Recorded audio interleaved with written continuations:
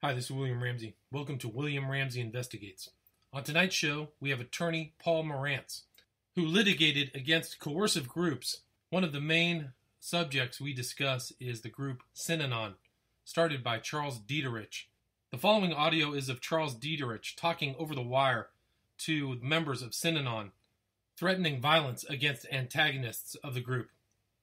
After the audio of Charles Dieterich, there will be a 3-hour discussion with Paul Morantz concerning his 2 books and his experiences litigating against coercive groups. This interview will only be 1 hour. The following 2 hours can be found on my YouTube channel at William Ramsey Investigates. Thank you very much. And I keep thinking of the militant posture.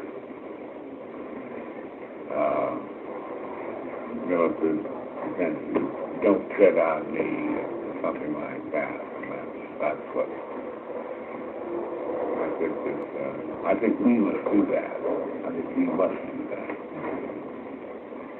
And I think taking this kind of a posture will decimate our population once again.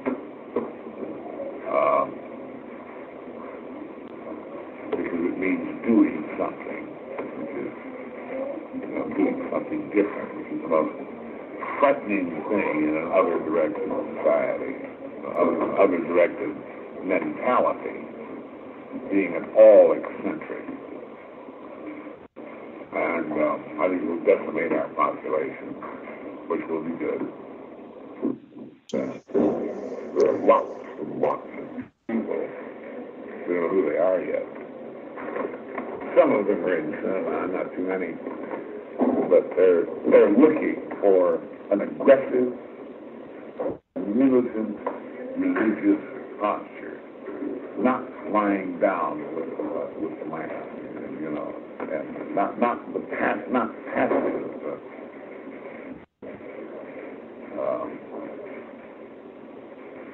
religion, not turn the other cheek religion, but that is traditional religion in the main. That does not mean that is the only religious posture. Not at all. It just happens to be to have been the convention of the one that broke down. Now, I think we're continuing the pendulum. We'll go over to the other side, and I propose that we be in the vanguard of that movement. We've already tested it out in various small, tiny, minuscule ways by beating up the Vancouver punks, by beating up the San Francisco punks, by chasing the dingbats around with our hay roofs and so on. We're beginning now, most ineptly, to throw people downstairs in Santa Monica. We won't be as inept at this in another 6 months. We will not be inept at all. And I think that we could, without too much effort, get a reputation that will be all over the United States within 1 year's time. Don't fuck with Synanon in any way. I think that's what that's what I'm trying to do. I'm trying to do that, and I'm trying to bring that about. I think that is is the new religious posture. We'll see. Maybe I'm right. I think we will bring that about. We started quite a while ago with the Imperial Green Deal and so on. We're doing that. Taking our best people, putting them into this kind of situation. And it is our intention to do just exactly that. We're not going to mess with the old time, turn the other cheek, and religious posture. We're going to, our religious posture is, don't mess with us. You can get killed dead. Physically dead. And we're going to crack some bones. Not too many, you don't have to. man. And we're going to react to all aggression toward us. We either think we have a good thing here or we don't. If we have a good thing here, then we're not going to permit people like greedy lawyers to destroy it. We're going to make certain that they don't and that their friends know about them. The preceding audio was of Charles Dieterich, founder and head of Synanon. Now on to the interview with Paul Morantz. The book that I read was Escape, My Lifelong War Against Cults, written by attorney Paul Morantz. Paul, are you there? Yes, I am. Awesome. Well, I really appreciate you taking the time to talk about this book and your life as an attorney who fought cults. I read the book over the last week. It's a fantastic read, really interesting. But I would suspect much of this audience hasn't heard your name. If you could give us a little background about yourself, how you got into the law, where you grew up, things like that, that would be great. Sure. But first, let me correct you that I would not describe myself as being part of the anti-cult movement. Okay. A movement is actually what the book complains about, the more accurate description for a cult. And there is an anti-cult movement, and sometimes it takes on the same characteristics of a cult, black and white thinking, the ends justify the means, and led to a period that's sort of past now of kidnapping, deprogrammings, and I was never a part of that. Okay, I was someone who tried to educate people about the dangers of cults. Awesome. Well, I appreciate that clarification, but tell the audience a little bit about your background, where you grew up, etc. I grew up in West Los Angeles. I went to Hamilton High School. My dream was to go to USC, and there I was sports editor and good friend of John McKay's and O.J. Simpson, and it was a very fun time of life. I decided that I wanted to be a writer, and I thought that's what I was going to do in life, but it was so much fun at USC. I went to law school so I could hang around another 3 years, Gotcha. This was like 1967 to 68, we're still talking about, the time of, the revolution, girls in short skirts, and it was just a great time to be a teenager and be young. You didn't want necessarily to have it in quickly. Gotcha. Well, that makes sense. I mean, the law students on a campus are kind of like the big men on campus too, right? Oh, yeah, somewhat. I mean, there was a certain group of undergraduate girls that always managed to study in the law school library, and when we walked in, we could identify them and their presence by their perfume. Gotcha. That's interesting. Well, tell us a little bit about what happened when you graduated from USC. How did you kind of get started in these cult-related cases? Well, you first have to start with, personality. Put it in contrast, in 2011, in the book you read, I was very concerned at that point about the type of movies that were being made at that time, which centered on the bad guys as being the heroes, and worried about what effect that would have on future generations. Although it seemed as fast as I wrote that, the movie swung back to doing movies about heroes again. But I grew up at a time in the 50s that he saw television, he saw John Wayne. A big thing in my life was when I was 9 years old, watching the episodes of Davy Crockett and Walt Disney's Wild World of Color. And all those things had sort of great effects on me. And I remember seeing the Audie Murphy story. If you know who Audie Murphy is. He was the World War II military fighter, is that correct? Yes. And so these were my heroes. And yet I never felt that I could be a Audie Murphy type or a John Wayne. And I certainly wasn't a match for Davy Crockett. although he was the one I admired the most because he had these principles, be sure you're right and then go ahead. Right. And so when the big thing was when Al Pacino played Serpico in the movie Serpico. Yes. I must have watched that 3 times, read the book, and it was, I felt that I could do that, and that I probably would like doing that, and that what Serpico did was it wasn't a physical, he's going out and attacking the Indians. It was, he was gathering the facts and bringing the evidence, and no one could make him quit, right. Even if he lost his girlfriend, everything, and so Serpico was sort of became my idol, and it was always sort of in the back of my mind that if I was ever placed in a situation that he was and had that type of information, I would do the same thing that he would do. Gotcha. And I guess that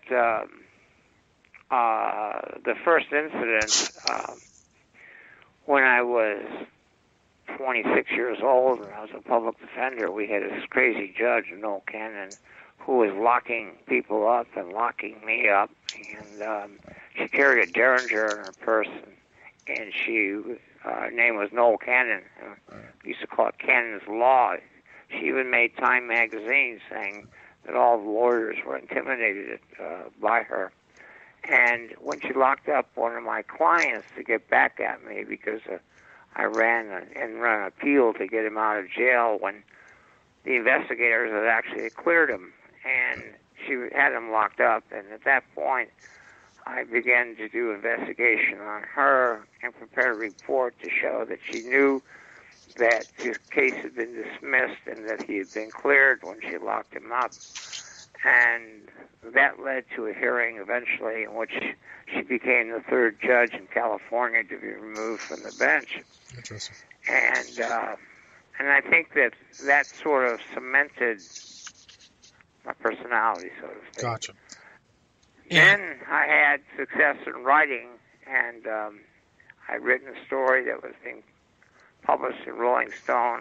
I'd written some other stories published in West. I had an agent, I had people wanting me to write books. I was starting to work on a screenplay, and I thought this is where I wanted to go in life. Right. And that was about Jan and Dean, right? Jan and Dean?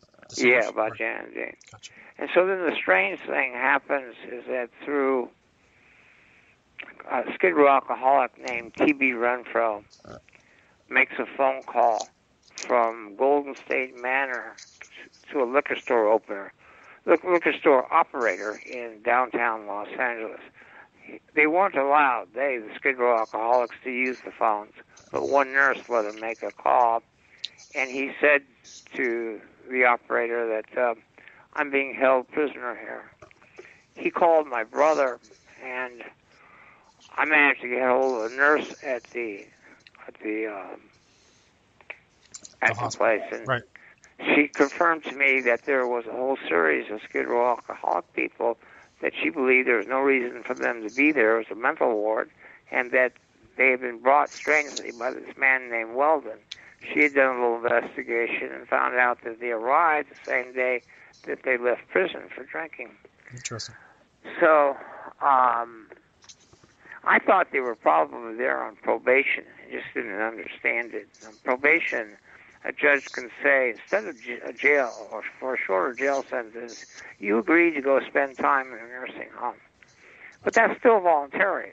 They can still walk out. It just would mean they'd be breaking the conditions of probation, and they could be sentenced. But I figured it was something that probably everyone involved didn't really understand. I wasn't really ready to think that people could kidnap Skid Row alcoholics to make money off of them. It just didn't seem like that was a likely thing. Right. But then the thing that changed, I guess, the course of my life was the next Saturday. There was a story in the LA Times. They arrested X-ray operator, a guy that does portable X-rays at nursing homes, because he hired a hitman to assassinate the administrator at Ranchos Los Amigos. And the reason for that was is that the administrator was going to testify that the X-ray lab portable guy was trying to bribe him to send certain long-term patients to certain nursing homes. Gotcha. And when I thought, wow, if that's going on in that industry, maybe I should call back that nurse again.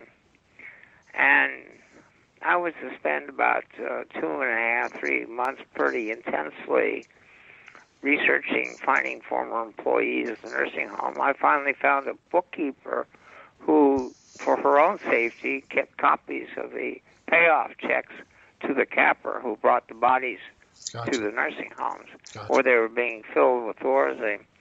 And when I finally had it all put together and knew exactly what was going on, that there was this conspiracy to kidnap Skid Row alcoholics to fill the beds so they could collect the money from Medi-Cal, Medicare, and Social Security, I knew that once I went down to, for my one client, T.B. Renfro, to get him out, that they'd let all the others out and that they would destroy the records.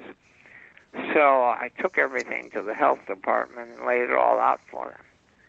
And they said, what do you want us to do? And I said, I want you to come with me when I go to get my client out, because you have the power to grab the records before they destroy them. Right. And so that was the start.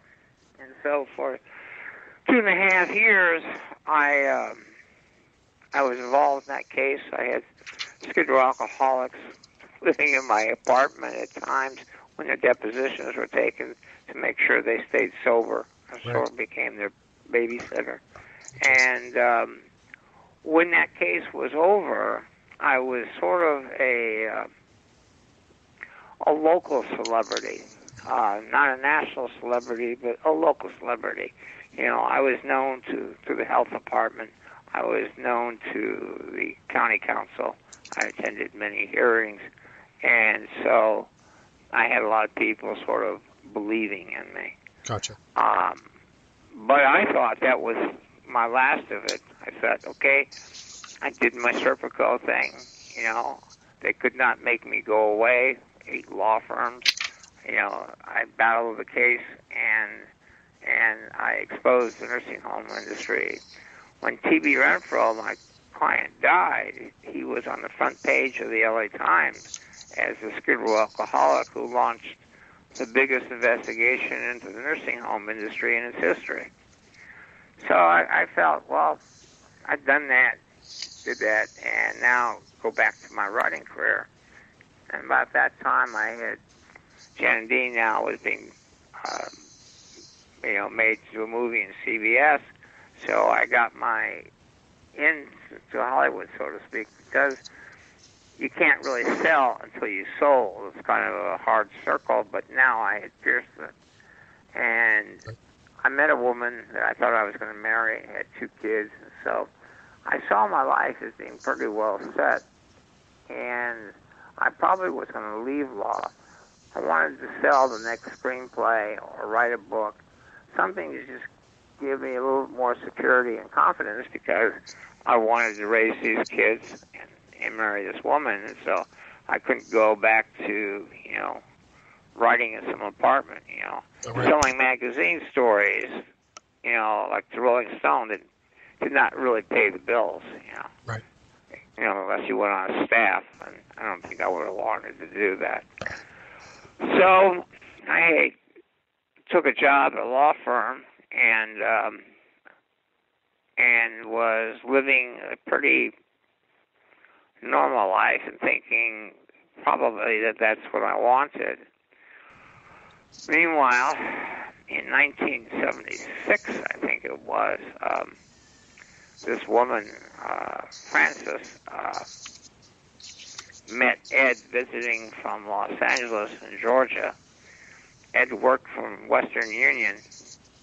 Now, Western Union, for all the youth out there, this was long before the internet and email. Right. People sent messages, believe it or not, by Western Union. It's long ago,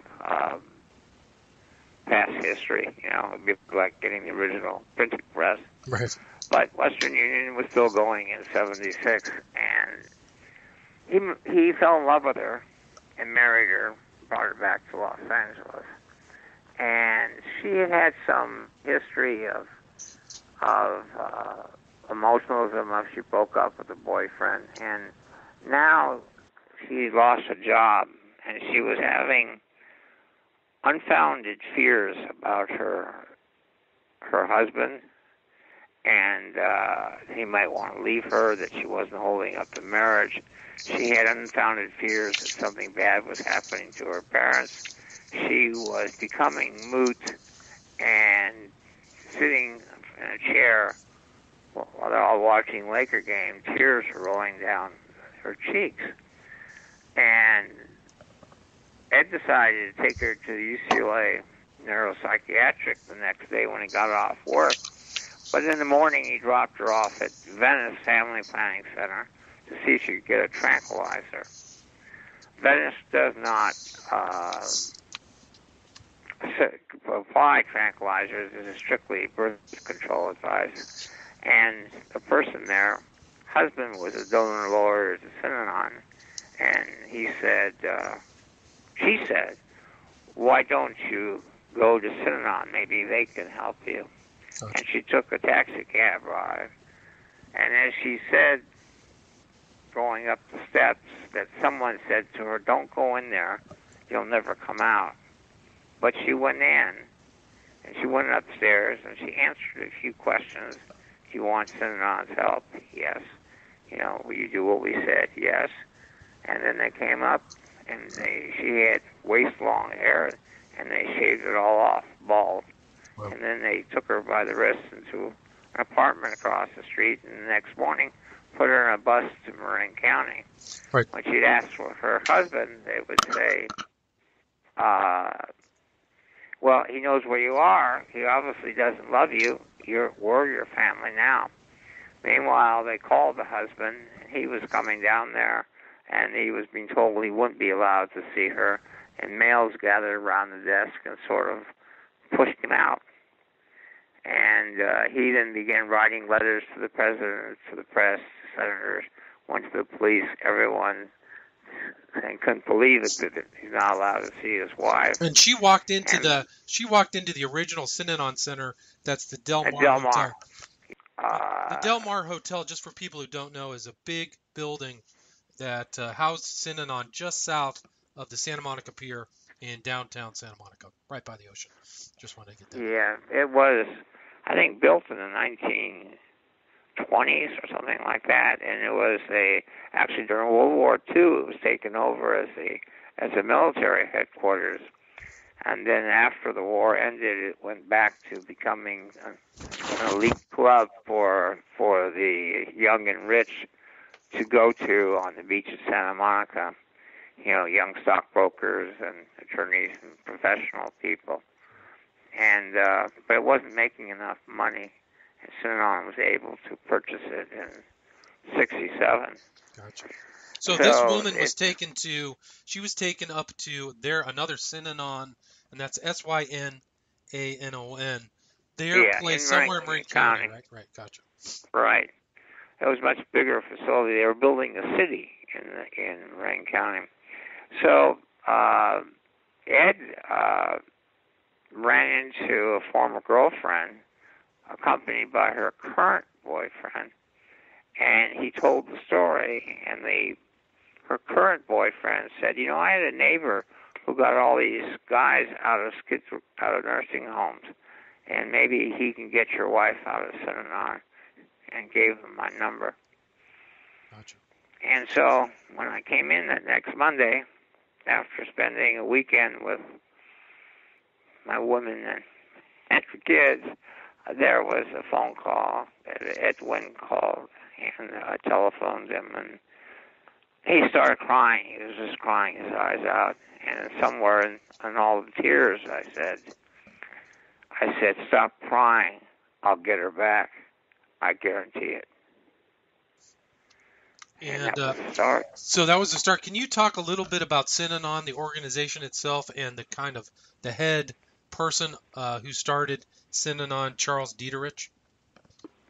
How much detail do you want? Well, I mean, just the audience, I suspect, I didn't know anything about Synanon before I had read the book. I knew a little bit about it through its offshoots, but I really at one time, I suggested when people were talking about making a documentary to call it the cult that time has forgotten.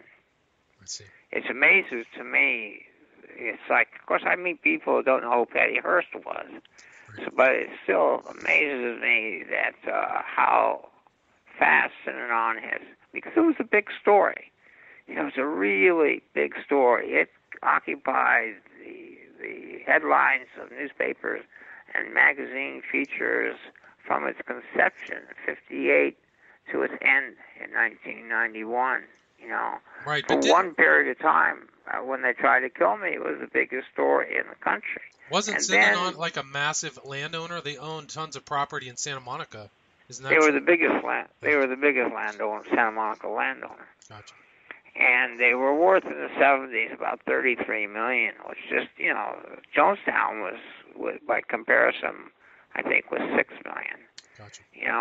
And of course, Jonestown occurred 6 weeks after Synanon. Yet history has gone on to always repeat and tell the story of Jonestown. But Synanon was actually far more dangerous. Jonestown erupted within and exploded with a massive suicide, which has happened many times in history. It was to happen, after Jonestown. What Synanon is that they developed a hit squad that went out and attacked people from the West Coast to the East Coast. There was 3 attempted murders, and from their own documents, I'm able to put together about 88 beatings, physical contacts. And it was an organization that had political connections. Dietrich was offered, and his wife were offered posts by our current governor. And back when his first time he was governor in the 70s. Right. And he was, the subject of 4 or 5 books. They made a motion picture on Synanon, Columbia Studios, with Edmund O'Brien playing Charles Dietrich, the founder. Talk a little bit about Dietrich and what, not just the Imperial Marines, but what they kind of instituted and what they believed they could do for the individual. Well, let me say something about, just a comment about what people believe. In destructive cults, and it's defined a destructive cult is generally where the people are the servants of the organization rather than the organization existing to serve its members. And usually the leader is sociopathic and has no problem controlling people's lives and directing them to do their bidding. Now, the way that they get them to do their bidding is that they create a belief system or a set of beliefs or change it and then convince the followers, and that's the motivation, or the carrot with the stick. But in 95 or more percent of the time, the leader doesn't actually believe the beliefs. He's just creating them as a sales pitch. And I would apply that to every case that I know of.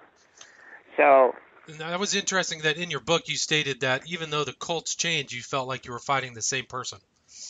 Yeah, that's true. I felt like I was fighting the same personality over and over again, whether his name was Charles Dietrich, Werner Erhard, L. Ron Hubbard. My concerns today are over the future, president-elect.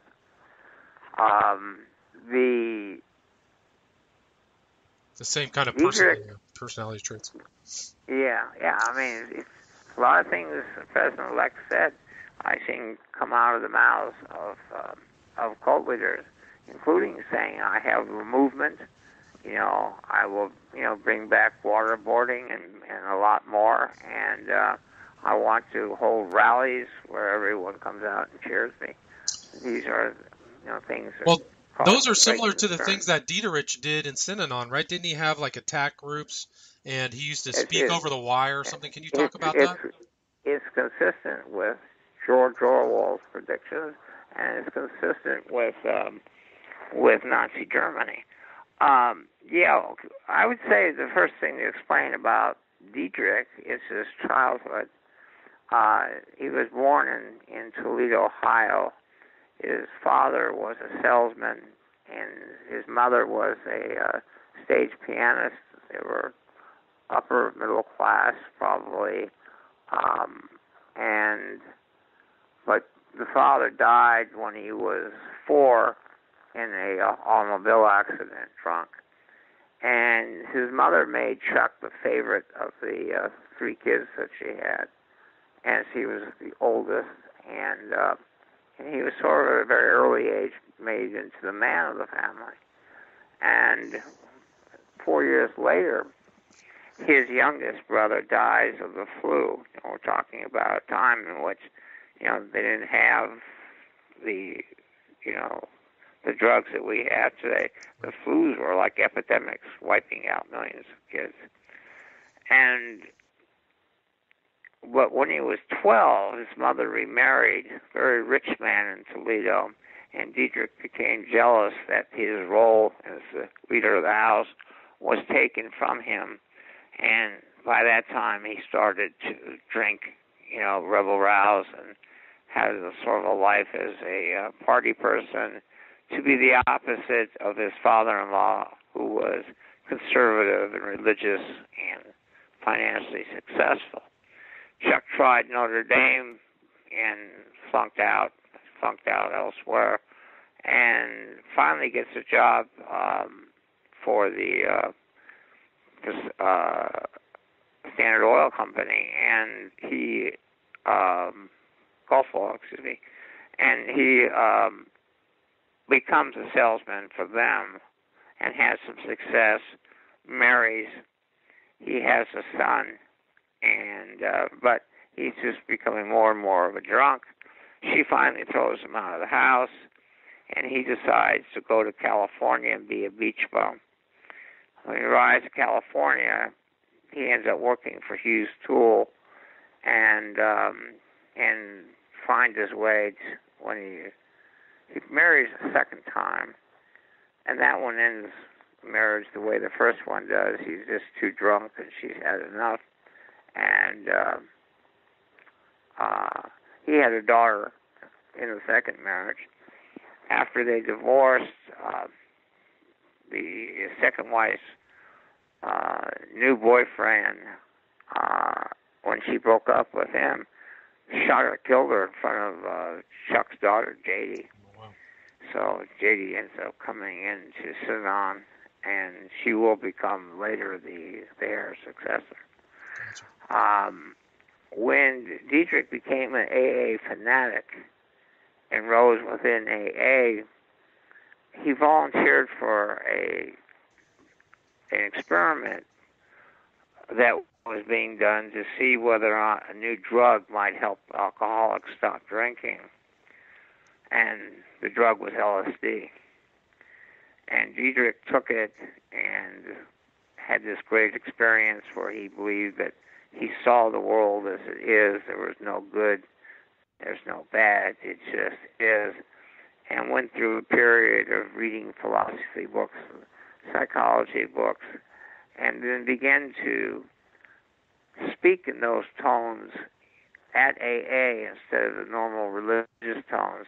And he developed a following that would come to his apartment after the AA meetings, and they would enter into a circle and play what was later to become called the game. And the idea was you can scream and attack anyone's behavior, and you don't even have to be telling the truth. You can say anything you want to have a positive effect. And a couple addicts came around and were allowed to participate. AA in those days did not allow addicts in because of the belief it could not be cured. and they would just rob and steal. And these addicts stopped shooting while they were there, although later they would go back to it. And more addicts came around. The alcoholic people didn't want them. And AA said they can't come to meetings. And so Diederich stood up at AA and, accused them of bigotry and everything. He made his decision. And his decision was, well, you got AA for the alcoholics, but there's no one for the addicts. So he tossed out the alcoholics and kept the addicts. And at first it was just a small storefront in Venice called the Tender Loving Care Club. Right. But when they found the name was taken, when they finally incorporated in '58, someone had smeared the word for their games. They were called Rule Synonons at the time. And actually, they were called seminars or symposiums, and someone slurred the word together and got Synanon. And Diederich spelled it in the sand, and the beach played with the words, and then he said it would look good on the trucks. And so in 1958, Synanon was born. And Diederich said it would one day be bigger than Coca-Cola, right? Right. And a lot of people thought that, this was finally the birth of Camelot. And in some sense it was. I mean, Synanon was actually in this history of quest for utopia, it maybe got closer than most. Interesting. It got to the tip, but, it's like if you read George Orwell or if you believe in his philosophies, mankind could never create utopia because he's too flawed. And in the end, it will crumble. And that's kind of how it played out in Synanon. I mean, even though they attracted people like Leonard Nimoy, Robert Wagner, they had their own kind of strange kind of doctrines and phrases that they used for their stuff. They, talked about every cult does. Every cult makes its own language. Whether or not it's Scientology, Synanon, Moonies, and Lifton, Dr. Robert J. Lifton, in his book on the brainwashing of the prisoners of war, said that everyone thinks they're becoming smarter because they're learning these new phrases and these new words. But he says it's actually reducing your capacity to think because your language is being reduced to small phrases. Right, gotcha. And to repeating small phrases. So you're actually not, it's the language of non-think. Gotcha. Yeah, I mean, it's interesting, all those phrases and terms. And I mean, he was basically like a human potential. It became a human potential movement, right? From kind of drug rehab. Yes. I mean, I could go on for a long time about Maslow, who was sort of the creator of all this. But see, Synanon just copied, as it went along, sort of whatever was popular at the time. So in the 50s, you had the coffee houses and the beatniks. And so the image of Synanon was a coffee house and where people played bongos. And so Hollywood sort of discovered it. Charlton Heston, like I said, Natalie Wood, Lucille Ball. Everyone was coming down, Steve Allen, because they wanted sort of an escapism, they thought, from, if anything, from the phoniness of Hollywood. Synanon was real. People talked, supposedly, about real problems and the problems they had growing up, and it was very attractive. The amount of non-addicts who would come to their Saturday night parties and donate money just kept growing and growing, and Synanon became more and more famous. And then it just kind of went sour. I mean, you talked about the Imperial Marines. You talked about some of their strange stuff. Well, it's a lot slower process than that. It's in my other book, Miracle to Madness. I only tell the story of Synanon. It's a huge book, 670 pages, and it's meant to be the most complete study of one group that you'll ever see. I had every newspaper ever written on Synanon. I had all their memos. I had tape recordings of Diedrich, and I was able to put together this amazing story of history.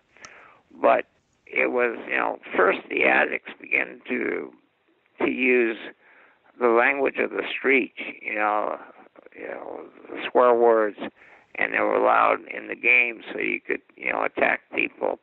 You were not allowed to commit violence, and you were not allowed to threaten violence.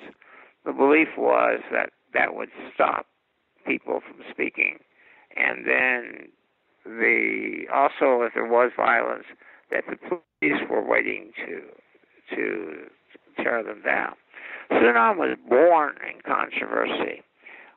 You had a group of criminologists like Louis Jablonski and different people that thought it was, the greatest thing in the world. And you had a senator tell John F. Kennedy that it's the miracle on the beach. Santa Monica was against it. They did not want a beacon attracting addicts from all over the country who would then fail and then, occupy Santa Monica. Right. They wanted Synanon, gone. And they arrested Diedrich for operating a hospital without a license and out of zone. At that point, using a National Guard armory that was located on the beach right on the edge of Santa Monica. And Governor Brown Jr. signed a bill, Pat Brown Sr., his father, signed a bill in 1961 that exempted Synanon from health licensing under accepting the Synanon argument that the public had failed in curing drug addicts. So keep the state out of Synanon and let Synanon go its own way and find its own cure. Gotcha. And that was accepted. There was a very powerful minority view that Synanon didn't cure anybody but absorbed people, and that it had cultist aspects, and that one day there would be a state of mind in Synanon that they were afraid of. Turns out that those people were the ones who had a better crystal ball. But you can't blame the people who jumped on Synanon's wagon, because they had, from the beginning, like 13, 14 people, average age, say 35, 36 years old, that had robbed banks, that had, done stick-ups, that had, been hooked on heroin since they were, 15 or 14, who now were living lives that were envious. And a large part of that was that they had reached an age where they were tired of the streets. They had reached an age where they were ready to commit to something, to get off drugs. And then Synanon sort of made the discovery that, one is there was hope, because at that time in 1958, the idea that you could ever cure a heroin addict was thought to be impossible. There was no hope. We might as well just give him his drugs or shoot him. Gotcha. And Synanon had showed that, if you put a roof over their head, take away their problems by giving them a bed, feeding them friends, not only friends, but the people that they knew on the street that they used to shoot with are the people who are telling them, don't do it anymore, and look at me, look how I look today, and you can look like this. And so there was, a discovery. Right. So Now, they were able to cure people, but how did Synanon kind of generate its funds? Well, they had people donating. They had the game club. And then Diedrich was a pretty smart businessman, making some deals on property. A gas station company let them buy some gas stations that they ran. But the biggest thing was they got a stamp machine that allowed them to stamp products. So this was your promotional items for big business. So you would go to, say, a Fortune 500 company and say, here, order your giveaway pens with your name stamped on it, but also stamped on it would be Synanon. And the message was, if you buy from us, not only do you get a tax write-off, but you save a life. And that was a pretty big sales pitch, and that brought in, eventually they'd become the second largest supplier of promotional items in the United States. All right, so it was like merch or something like that is what And they there were always businesses, and then, as they developed more and more businesses, the changes in Synanon came in 1966. Diedrich actually saw Synanon as a failure. The actual percentages of people staying off drugs, no one really knew, but from what they could piece together, it was, maybe 3%, 2%. It just wasn't succeeding. Gotcha. A large part was they were getting younger people. A lot of people coming, on the information. A lot of people came there just to get clean for a while and then leave. They didn't have the same dedicated people that they had in the beginning. And so Diedrich saw it as a failure. It's funny because I don't. I think it was more successful than he thought it was. But he then began to recruit the squares. Squares were non-addicts, and he saw them as what he needed to run the businesses and to develop it into utopia and to create the new society. And for this, he developed the Synanon trip, which was a process that I believe that Warren Earhart copied when he made the S training.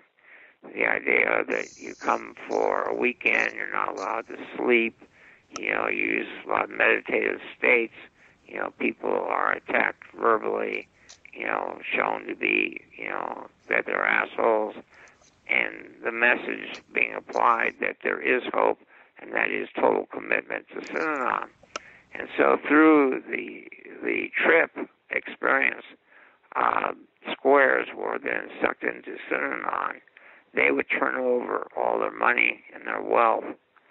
And it's very interesting, both with Jonestown, with Synanon, and a lot of these groups that started helping poor people. That really changes in them where they became sort of crazy and violent is when the middle class started entering. Interesting.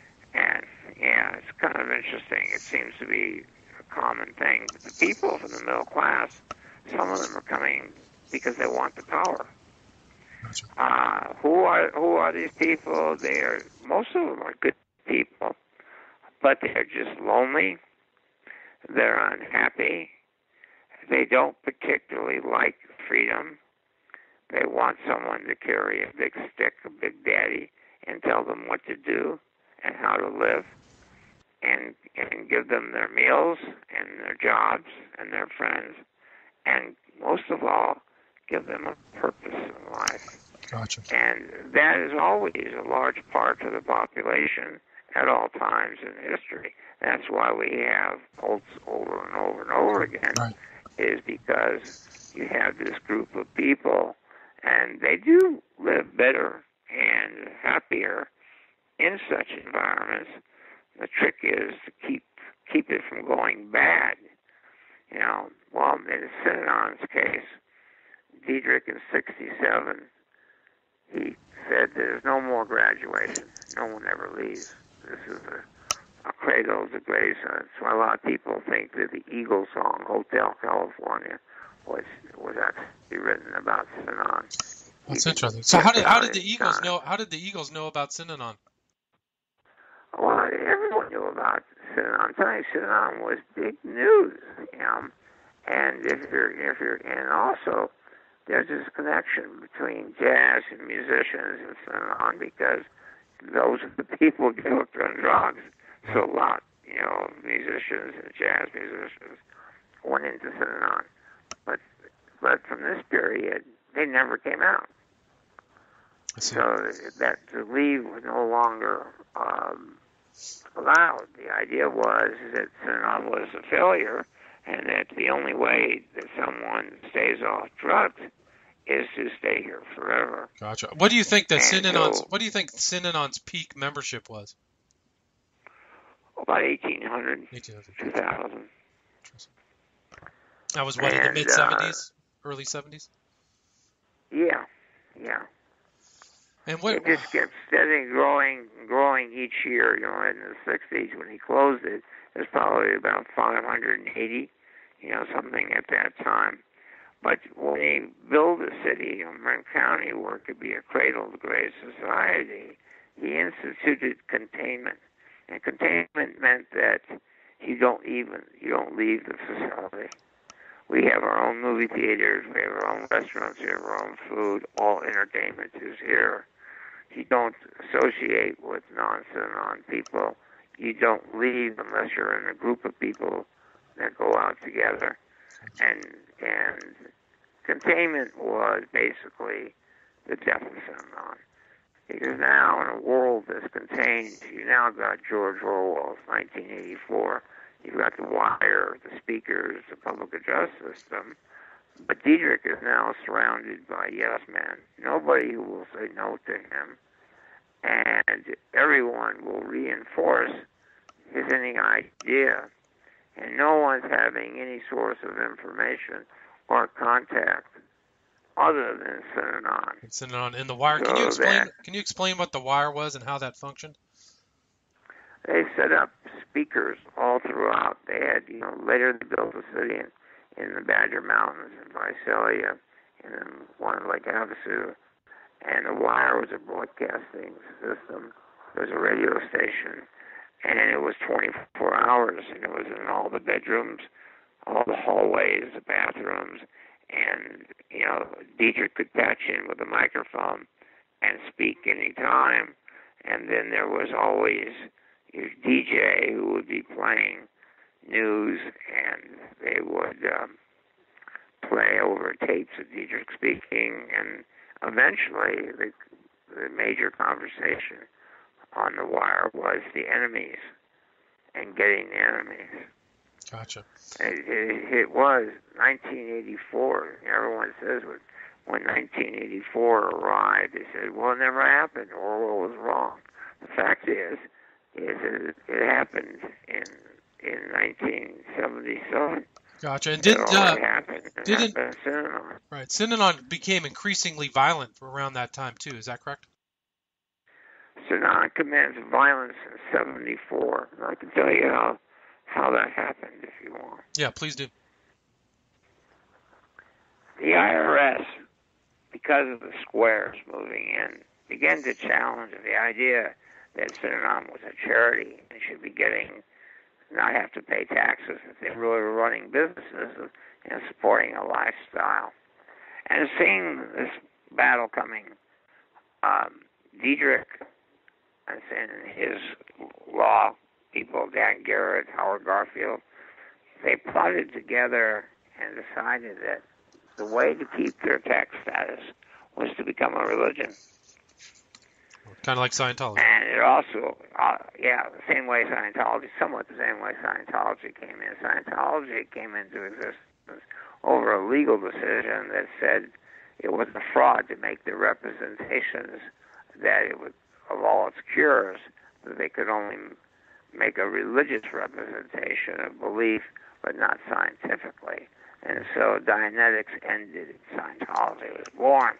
In Synanon, it was, we want to not pay taxes, so we become a religion. Now, another thing that they did was, now up to this point, you remember Diederik's younger brother dying of the flu and the role he had as a small kid. Diederik walked away from his son and moved to California, he walked away from his daughter.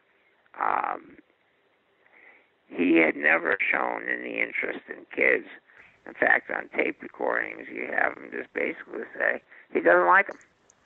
And so inside Synanon, babies were taken from their mothers at 6 months and put in a hatchery where they would be raised by the community, and parents were discouraged from ever seeing their kids. They don't belong to you, they belong to Synanon. But by now, you've had kids who had grown up and been 18, and they basically leave. And Diedrich says, well, we spend all this money feeding and raising them, and then they leave. So we don't profit from this. So why do it anymore? So he basically orders, starts a vow of childless to have no children. But first, he says, we're going to take in the teenagers who are troubled and apply the Synanon system to them. And the Synanon system was to put them in the game, make them work jobs, and to strict punishments and a system of rewards and punishments and order to act a certain way or you will be punished. And they then applied to juvenile departments and to the state and said, hey, don't spend your money putting these kids in juvenile hall. Send them to us, and we'll fix them. And this became known as the Punk Squad. And these kids were streetwise and really didn't want to be there and wanted to get back. And so the Synanon system didn't work at all. And Diedrich got frustrated. He felt they should be respected by these punks. And so he ordered that you could hit them in the face, kick them in the ribs, knock them to the ground, and then just put them in a game to discuss them why they got treated that way. And they even kept logs on it, which I have. I knew they beat up. And then eventually it spread to even the kids that were born there. If they acted out, they could be subject to this treatment. And then if a kid tried to escape, he was beaten. And if a kid tried to steal money or something to help him escape, there's one kid, Clifford Zipperary, they brought him up on the stage, and 4 people were beating him up while it was played on the wire so that everyone could hear him screaming. Wow. Diedrich called it a carom shot that affect the behavior of one person. It spread. And then it was people who stole from Synanon to go out and teach them a lesson. And from there, it was just a short jump to anybody who says anything bad about Synanon, anybody who does anything to harm Synanon. And then Diedrich trained the Imperial Marines as a hit force to go out and get the enemies of Synanon, which is seen as lawyers, the media, or anybody who would say or do anything against Synanon. And that's how it went from nonviolent to violent. Diedrich even announced it in a press conference in 1977 that the rule of nonviolence was no more. And you got caught up in the violence, right? Yes. Okay. Well, we'll talk about that. This is Paul Morantz. He's going to finish up this incredible story about his involvement or his knowledge of the cult Synanon in Santa Monica when we return on the next hour. Thank you.